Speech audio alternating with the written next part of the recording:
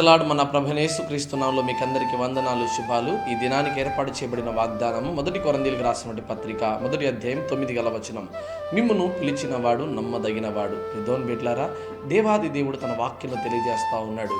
దేవుడు ఈరోజు సర్వలోకంలో ఉన్నటువంటి ప్రతి మానవుని పిలుస్తున్నాడు. అయితే మానవుడు గమనించలేకపోతున్నాడు. మనల్ని పిలిచినటువంటి వారు సాధారణమైన మానవుడు అనుకుంటున్నారు. దేవుని బిడ్డలారా, అయితే మనల్ని పిలిచిన దేవుడు ఎవరంటే నమ్మదగిన వాడు, నీతిమంతుడు అని మనం జ్ఞాపకం చేసుకోవాలి.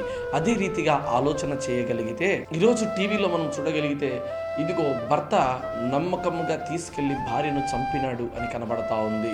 ఇదిగో ఒక సహోదరుడు తన సహోదరుని నమ్మకంగా తీసుకెళ్లి చంపాడు.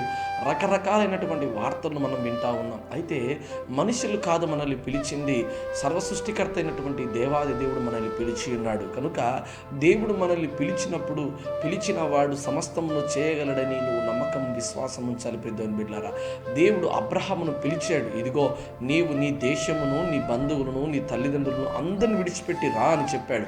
అప్పుడు అబ్రహాము గారు దేవుని నమ్మాడు. అది అతనికి నీతిగా ఎంచబడింది. అందుకే ఈరోజు అబ్రహాముగా మార్చబడ్డాడు. అబ్రహాము విశ్వాసములకు తండ్రిగా కనబడ్డాడు. పెద్దోని బిడ్డలారా, ఈరోజు దేవుడు పిలుస్తున్న పిలుపు వైపు నువ్వు చూడగలుగుతున్నావా? మనుషులు పిలిచే పిలుపు వైపు చూసి నమ్మి మోసపోతున్నావు, కానీ దేవుడు పిలిచినటువంటి పిలుపును నువ్వు చూడలేకపోతున్నావు.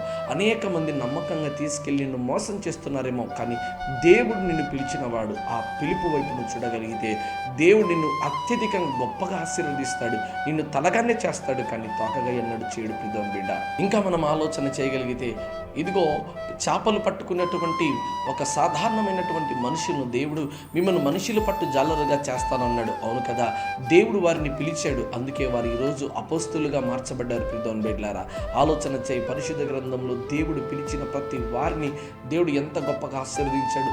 ఆనాడు ఉన్న దేవుడు ఈరోజు నేటికి సజీవుడైనటువంటి దేవుడు నిన్ను పిలుస్తున్నాడు. కనుక ఈరోజు దేవుడు ఏ ఉద్దేశం చేత నేను పిలుస్తున్నాడో ఆ ఉద్దేశం గైకొని ప్రభు మాటకు లోబడగలిగితే దేవుడు నిన్ను అత్యధికమైనటువంటి గొప్పగా ఆశీర్వదిస్తాడు. అలాంటి దీవెన దేవుడు ఈ దినానికి దయచేయునుగాక.